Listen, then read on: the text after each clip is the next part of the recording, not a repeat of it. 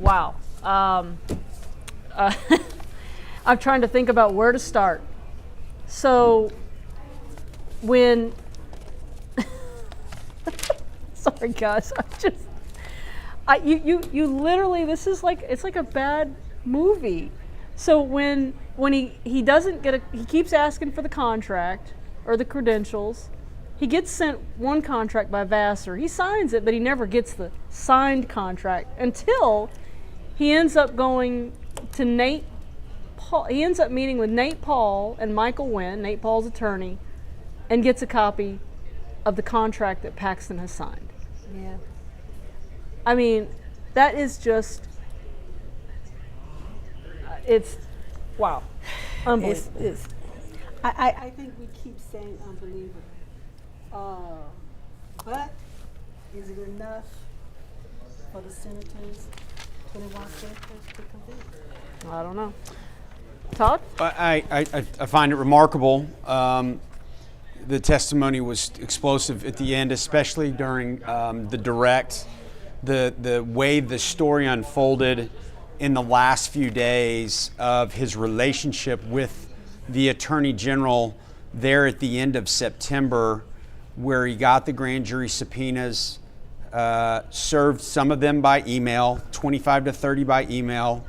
According to his testimony, those were to the entities like Microsoft or some of these other larger corporations, and then the few that he decided to do in person were to the banks, according to him, and that it went from there, that the next day, or maybe the couple days later, the 29th, which was kind of a very important day. They harped on September 29th quite a bit, where he was going to serve those subpoenas with Mr. Wynn in person, and Mr. Wynn insists on going with him. That was the first thing that we all kind of lost our collective breaths together. We go, wait a minute, what? And that just seems to make no sense. Again, this cross-pollination relationship between Nate Paul's personal attorney, and this individual that's been hired as a quote-unquote special prosecutor by the Texas Attorney General's office, and they're out going to play sheriff, rogue, justice guy, serving subpoenas in person on banks from a private lawyer that's never done this before. I mean, the idea of it all is so comical, it's almost unbelievable that he's even, and that's where the most explosive part to me starts. They start to serve these subpoenas. Of course, our guy Brandon thinks, well, this didn't feel appropriate, didn't feel right. Says, I felt a little pressure to say okay with regards to Michael Wynn accompanying him to deliver subpoenas. He thought, yeah, that seems kind of weird. Seems kind of strange. You know, when you have the little thing in your brain that says, you know, the little birdie, the little angel the little angel on your shoulder that says, maybe it's not a good idea. The spidey sense. Maybe it was time to listen to the voice. I made a note at that point when he said, I wasn't sure if this was appropriate, and I started to feel pressure from Mr. Wynn on him riding with me or being a part of this service, that it's at that point it seemed like he finally realized, I may be in over my head here. I'm out over my skis a little bit, and I don't really know how to deal with this. I'm dealing with maybe forces larger than me, motivations larger than me, plans that were put in place before I got involved, and I don't really know how to react or respond to it. I still don't understand why he didn't go seek some. What if he'd called you? What would you have said? I would have told him to probably stop what he's doing. We need to get to the bottom of what's going on here. I probably would have advised him that it's probably in his best interest to be very, very careful, tread very lightly with regards, because again, you'd start placing all the people in the pieces of the puzzle, and I'd say, this is not how things happen. This is not how it works. I know you've only been doing this for 5 years, but this is not normal course of business. And he has never been a prosecutor. No, and that's the way it doesn't pass that smell test. I mean, and maybe if he had been a prosecutor, maybe if he'd spent a little time in a prosecutor's office, maybe he would have known that this was so outside the ordinary. I mean, maybe not, but I look, there's nothing about this and I know a lot of lawyers, and I know lawyers that have not been in prosecutor's office, and I think they would all agree this was not the norm. This is not the way you do things. Well, he decided it's not the norm. But I think that what really caught me as well as that is when those law enforcement officers showed up at his house. And he's like, what's going on? You know? And then he calls Paxton. What's going on? And then Paxton tells him to go get an attorney. I mean, the Attorney General of the state of Texas, according to Brandon Cammack, says don't talk to him without an attorney. Well, and I guess that struck me as well. When the marshals show up at his office, why was Cammack's first reaction to call the AG? Why did he think that they were there to talk to him about his capacity with what he was doing for the Attorney General, as opposed to some other aspect of his life, whether it was one of his other cases or whether it was something going on in his personal life? Why was because did he know deep down what he was doing was probably in violation of the law, or there was some issues going on with what he was doing? His first reaction was he kept saying, I blew up Paxton. I kept calling him, kept texting him. I needed an answer from him. What am I supposed to do? Well, what made him have the sense inside him to go, this has to deal with what I'm doing with that? He'd only been in a relationship with Paxton for a month at this point. Right. But he had already started feeling uncomfortable. He knew something was not right. If you have any common sense at all, you well, I mean, that's a question whether he had any common sense at all. Well, I still just see this attorney looking at this huge opportunity, and then also wondering, why shouldn't I trust the Attorney General? And he had some type of a dealings with Wynn. Right. So and it appears as if when he realized, well, when they took him to Starbucks and let him out, and he was almost having to walk back, and realized, I'm not going to get paid. You know, it's.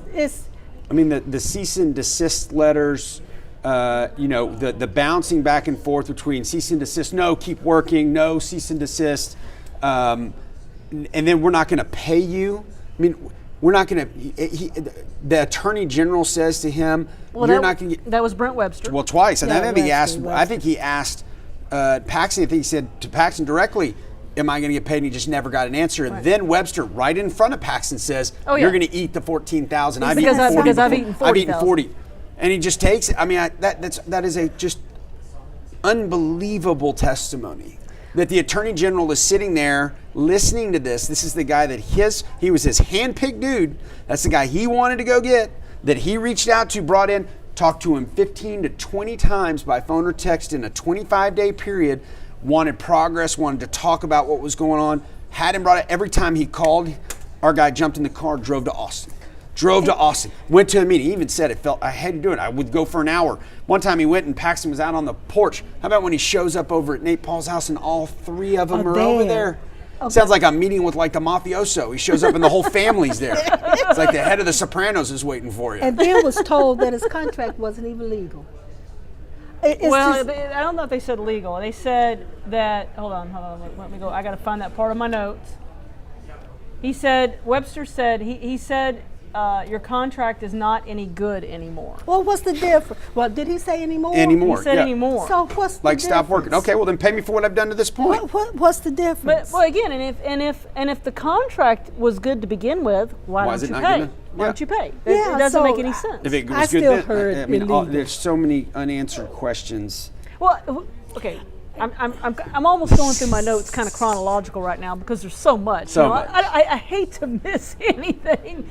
So, in addition to sending out all these subpoenas and going on these visits to the banks, and by the way, the visits to the banks are recorded.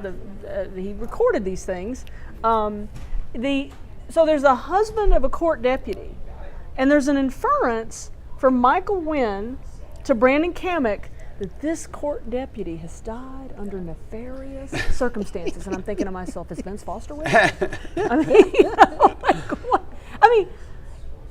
Again, at what point, Brandon, do you say to yourself, Well, he did. I mean, who did they think had her? Did they think that the all these law enforcement officials got together and said we're going to kill the court deputy? Well, I mean, it's just he did. It just took him too long. Too many things happened. Yeah, especially when they told him he wouldn't be paid. Yeah, I just, it's just stunning. So he says on, October 1st, 2020, he gets this first of the cease and desist letters, and he starts calling Paxton, and he blows his phone up, and that's when he tells him to get the lawyer. Also when the U.S. Marshals show up.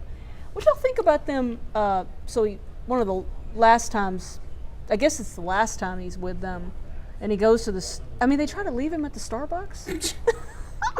If he had not said, "Hey, wait a minute," of course they were through with him. See, that emphasis, we're done with you. So you need explain to me move on. this too. I don't understand. So at the beginning of the relationship, and really throughout the duration or the great majority of the relationship, it was all Paxton, and it was all Nate Paul, and it was all Nate Paul's lawyer dealing with Brandon the entire time. It was just those three having all the communication, except for Vassar sending the contract over, right? And the meeting that he has with Mateer early on, when he first comes to the office to meet the first time, right, in late August.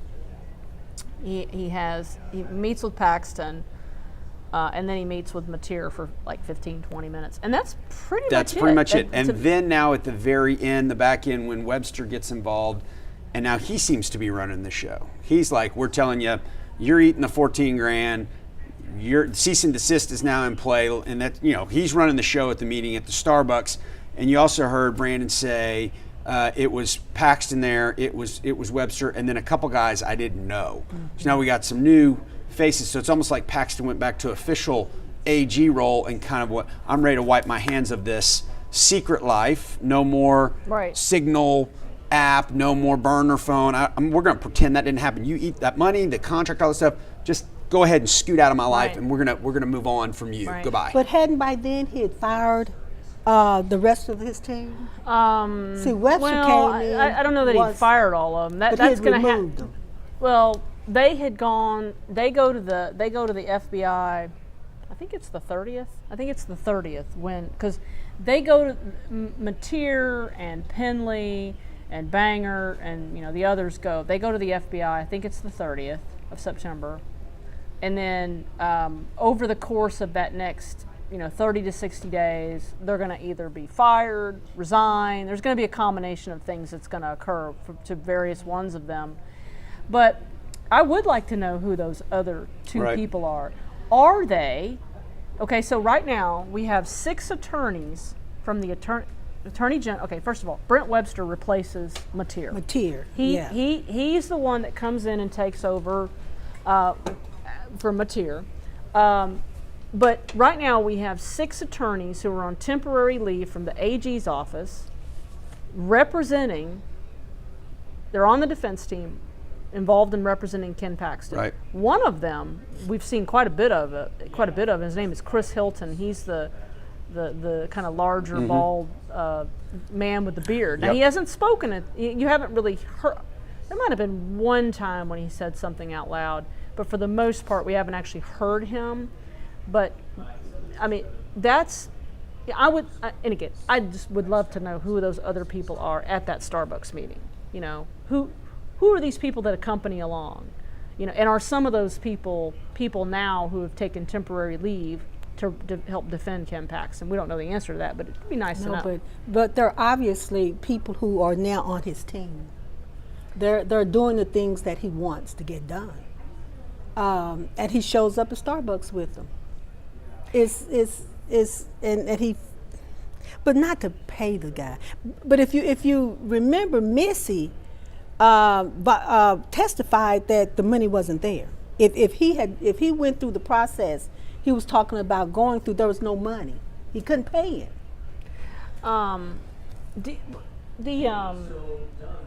It's interesting. So one of the things that came out in the testimony, this was during when Hardin was talking to him, is that Wynn never clues Cammack in that, hey, you're about to send subpoenas off to opposing counsels. You're about to send Ray Chester, who's the opposing counsel in the Mitty case, all these opposing counsels. And he seemed kind of genuinely like, ooh, I wish they'd have told me that. I wouldn't have done it, yeah. Well, but now that's when I get to why he didn't do any kind of research. Now I do get, I can understand the wide eye, I'm going to work, but when do you start doing your own research? When do you start doing what you're supposed to be doing as critical thinking? Yes. Now that raises questions. He's just extremely inexperienced and unsophisticated attorney, and he started off with, I believe, the right intentions. He was absolutely flattered that he was being selected for this position, and I believe he recognized after a couple weeks involved in this, as soon as the subpoenas started to get issued, the day that they went in the car ride together to serve those subpoenas, and the other alarm that starts to go off is, how come every time I ask for any credentials, they won't give them to me? If I'm working as a special prosecutor, how come nobody will acknowledge that that's what I am? Why can't I get a badge? Why can't I get some piece of paper that when I go to serve these things, it shows that that's who I am? And the symbolism to me at the very end of the car pulling away from the Starbucks and refusing to even give him a ride is about as strong as it gets. They gave him a ride there, but they wouldn't give him a ride back. Did they? I believe he said they left him there in the street. Well, they started to. They started to. And then they he started said, to, but they gave wait a minute. I don't have a car. I don't have a way back.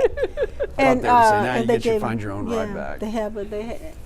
I mean, it's just wild stuff. Do you think that, Todd, Cogdell's getting anywhere? I don't really see where he's going. I mean, he did start off by trying to play there's a card out there that we as defense lawyers play a lot in, and that's trying to track the language of the indictment and, really stick to the verbiage of, the state hasn't proven intent. They haven't proved recklessly, intentionally, knowingly, or recklessly, and there's been no evidence that's been presented to show bodily injury or, whatever the term is in there in the indictment that hasn't been proven. So really, really trying to go with a strict interpretation of what we call the four corners of the indictment, that, no matter what you may feel as a juror about the person or whatever kind of emotion might be trudged up about you may not like him, you may think he's a bad person, you may think he's not a good father or a good husband, but that doesn't mean that the state of Texas has proven their case beyond a reasonable doubt according to the language in the indictment. What I just saw him doing there with the articles of impeachment was trying to go through those three different things that he said. He was going at 3 strikes and we'll try for strike 3 here. He was tracking the language of that particular article that they're using this witness for to say they haven't met their burden at all. You may have gone through a whole day's worth of testimony, but you never got to any of this stuff that's in the article of impeachment. So I thought that was a decent strategy for at least argument purposes. But the rest of his time has been spent on simply repeating the same question and answers that they've already gone over, just to reiterate and basically say, now, didn't you say, X or Y? Yeah, that's what I told the prosecutor. That's exactly what I said. And then, where are we going with that? So that part I'm not real crazy about. So I'm pulling up the articles of impeachment. So obviously there are articles that are detailed, like the one you're referring to is Article 5 that talks about the hiring of Brandon Cammack. That's that one. But there are. I'm getting down into sort of the catch-all one. Well, again, so the seasoned defense lawyer is only going to ask questions that's going to benefit him on cross-examination. So he found that one, Article 5, that he can track the language on and ask the questions of the witness that benefits his right. strategy, and he'll stay away from the one that doesn't. Right. So Article 19. Article 19 is unfitness for office, and it says Paxton engaged in private and public misconduct described in the articles that indicate his unfitness for office. The resolution says these are summations of them. Article 20 is abuse of public trust. Paxton subverted the lawful operation of Texas government by using, misusing, or failing to use his official powers and obstructed the fair and impartial administration of justice, bringing the Attorney General's office into scandal and disrepute, which harmed the public's confidence in the state's government. So that gets away from, let's It's much more vague, there, right? So, there's several articles that are more catch-all. Catch-all art. In other words, okay, if we if we're outside the four quarters of the indictment, That's right. Here's our conspiracy one. We just don't like him anymore. We just don't like what he's done. We don't like what he stands for. We don't like the way he conducts his business. We don't like this clandestine, secretive society that he's created with seemingly every aspect of the office and his personal life and all these different things that he's doing with secret burner phones and secret accounts and, secret relationships and outside, counsel. Why is his own office not investigating this? There was no reason to assign a special prosecutor. Because they don't want to do it. Well, they work for him.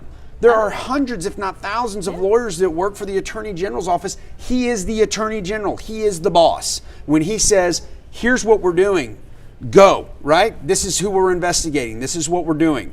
It's not up to his employees to say, no, boss, we're not doing that. Yeah, okay, you don't want to do it, you're fired. Goodbye. I think that's pretty much what happened. Well, I mean, with but you Maxwell- don't go out and hire a special prosecutor unless there's a conflict within the office. Well, they're right, and there is. And you can't tell me that every single prosecutor in his office refused to do what he said? The whole office said, no, we're not going to go investigate this? He seems to have kept a lot of his requests to his deputies, the people that were right up there on the 8th floor, the Penleys right. and David Maxwell and those people. And Penley says, well, we were trying to get documents from Michael Wynn to back up his claims. And then, of course, that's being framed a different way right. as, the defense is trying to say, well, that Penley was still trying to get documents after he'd been told to cease and desist. I mean, I don't know. He didn't get the documents. But No. I also think that the AG office, it does have numerous attorneys. But at this point, Paxton is only interested in getting the work that he wants done, and he's not interested in telling every attorney, and every attorney to know what I'm trying to do. So he just went out and tapped on someone that he wanted to do. But it appears as if Wynn and Paxton are partners in this whatever you want. We can't say these bad actions. That they're in partnership.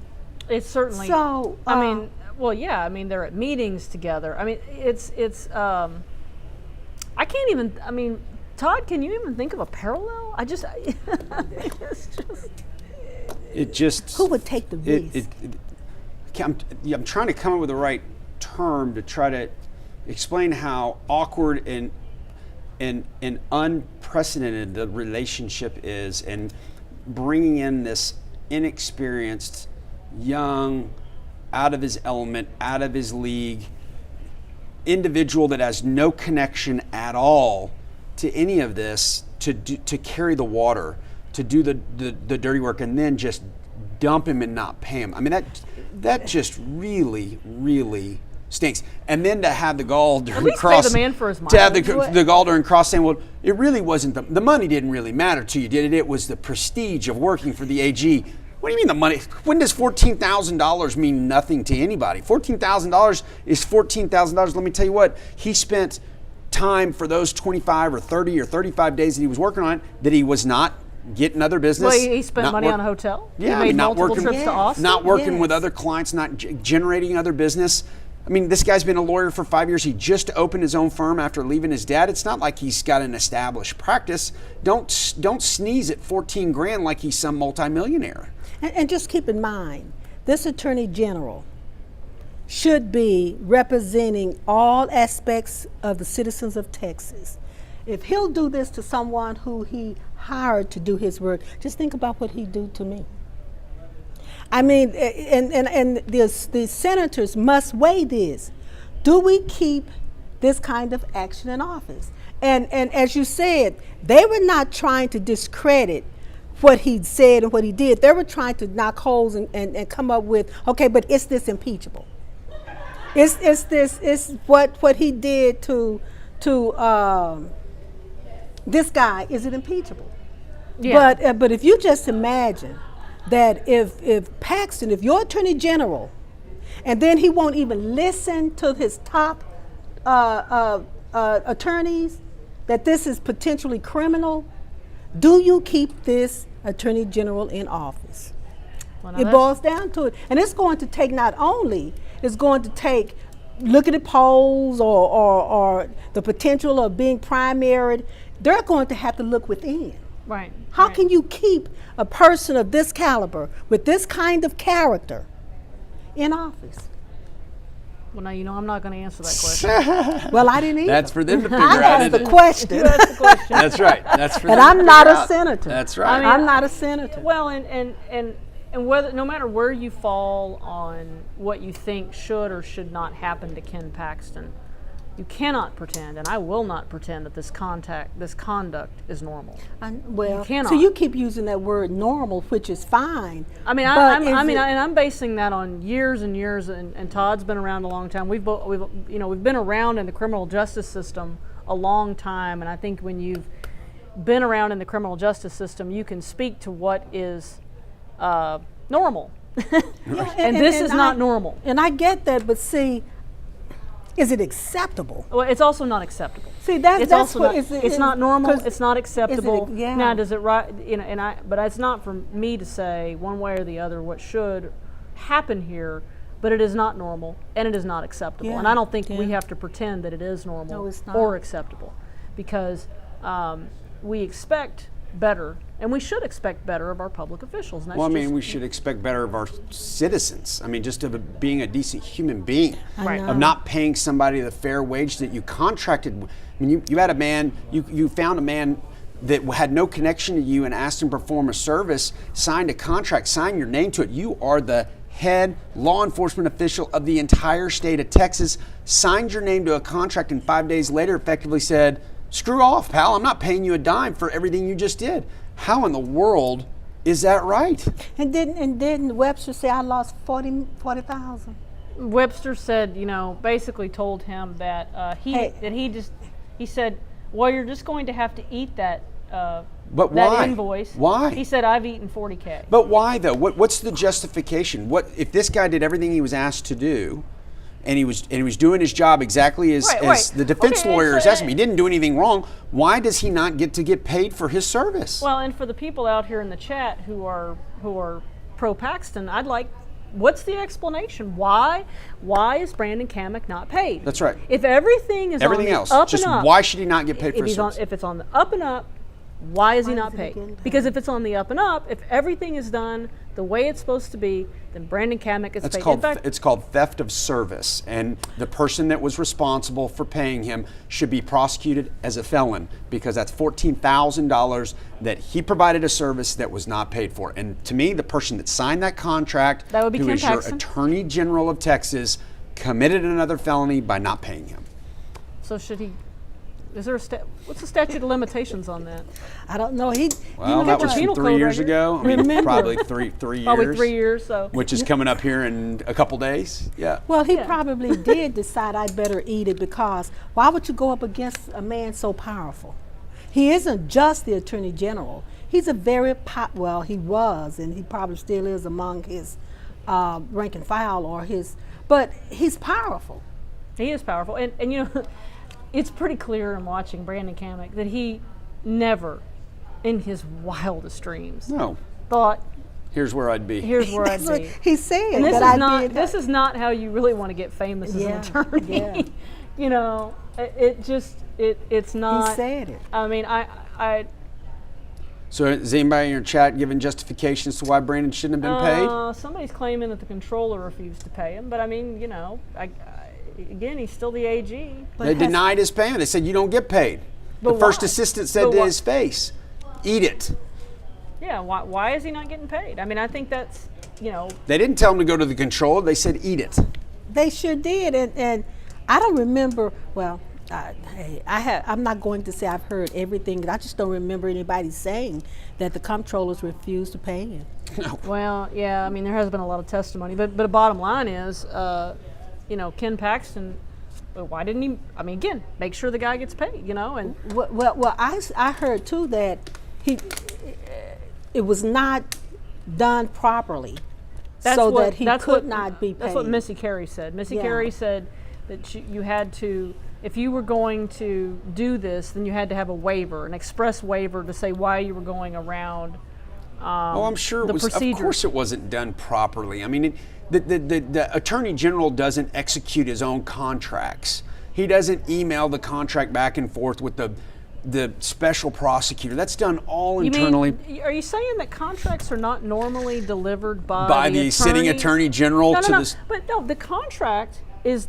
Remember, he comes to the meeting with, and I forget what day it was. It would have been late September. He comes to the meeting, and he gets the contract that has been signed by Paxton in a meeting with Nate Paul and Michael Wynn. And I know. Now and tell me that's the Paxton, normal way I things thought Paxton operate. was there. That was the day he was. No, that was a different day. Yeah, when he goes and shows up at the house, there's the signed contract at the house. Now, Paxton's not there. Not but there, but or at that's- Nate Paul's office, maybe. It was at Nate I need to Paul's go back office. and look at my notes. But it was the same day that he sent it to Wynn and without his signature. Right. And then he shows up at the office later and has Paxton's signature on it.